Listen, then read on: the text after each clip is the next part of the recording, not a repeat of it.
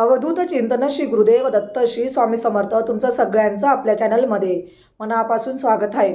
स्वामी महाराजांची सेवा सगळे स्वामी भक्त आता दत्त जयंती निमित्ताने स्वामी चरित्र सारामृत ह्या ग्रंथाचे 11 किंवा 21 पारायण करत असतील।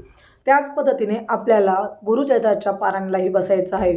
सप्ताह काळामध्ये बऱ्याचशा सेवा होत असतात, बऱ्याचशा गोष्टी केंद्रात होत असतात। तुमच्या आजूबाजूला केंद्र जर असेल तर आवर्जून तुम्ही प्रहरमध्ये किंवा मग तुम्ही चंडी याग किंवा स्वामी याग, गणेश याग, गीताई याग हे सगळे याग होत असतात आणि या यागमध्ये आपल्याला सहभागी व्हायचं असतं।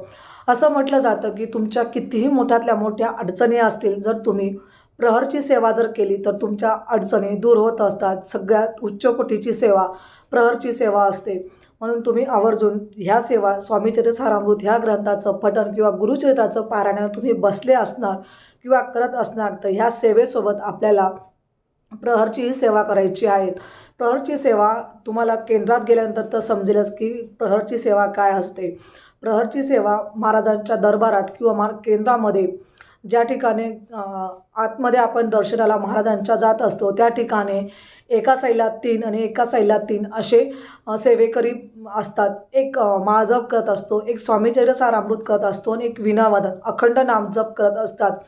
असं म्हटलं जातं की जी प्रहरची सेवा जो कोणी करतो म्हणजे 24 तासामधून आपल्याला फक्त 1 तास या प्रहरची सेवेला द्यायचा आहे।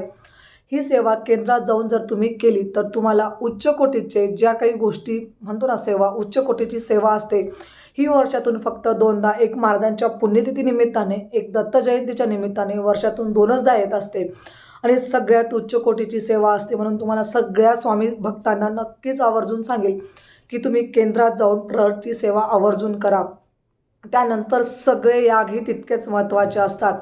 स्वामी याग, गीताई याग, रुद्र याग, नंतर सगळे याग खूप खूप महत्त्वाचे असतात। चंडी याग त्याच्यात खूप जास्त महत्त्वाचा असतो।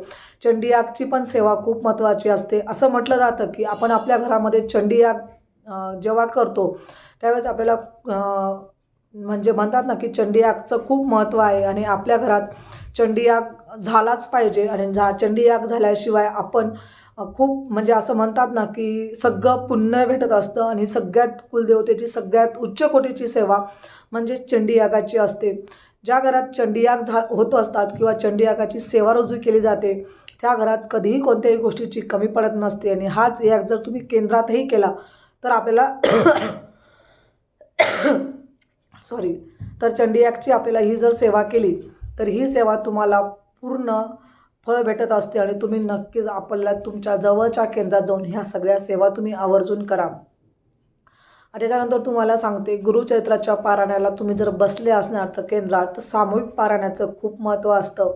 कारण की सामायिक जितके जण आपल्या केंद्रात बसलेले असतात त्यांचं सगळं फळ आपल्याला भेटत असतं। म्हणून उच्च कोटीची सेवा मानली जाणारी म्हणजेच गुरुचरित्रानंतर सगळ्यात पवित्र ग्रंथ 5वा वेद मानला जातो। तर ह्या सेवा तुम्ही आवर्जून सप्ताह काळात नक्कीच करा। कारण की ह्या ज्या सेवा असतात ना ह्या सेवा फक्त वर्षातून आपल्याला 2दा करायला भेटत असतात। म्हणून तुम्ही ह्या सेवा चुकवू नका आणि आवर्जून केंद्रात जाऊन नक्कीच करा। कारण की आपल्याला वर्षभराचा बँक बॅलन्स आपल्याला सेवा करून करायचा असतो। म्हणून तुम्ही नक्कीच आवर्जून केंद्रात जाऊन ह्या सगळ्या सेवा तुम्ही नक्कीच करा। प्रहरची सेवा करा, सगळे याग करा। नंतर तुम्हाला सांगते स्वामी चरित्र सारामृत पठण केलं जातं, नामजप केलं जातं। नंतर खूप काही छोट्या मोठ्या सेवा असतात त्या जाऊन नक्कीच तुम्ही तिथं करा। आणि दत्त जयंती निमित्ताने आपण सगळे स्वामी भक्त सगळ्या सेवा करून महाराजांच्या चरणी रुजू करणार आहोत। म्हणून सगळ्यांनी स्वामी सेवा करा आणि नक्कीच पारायण करा। सगळ्या सेवा तुम्ही नक्कीच केंद्रात जाऊन करा।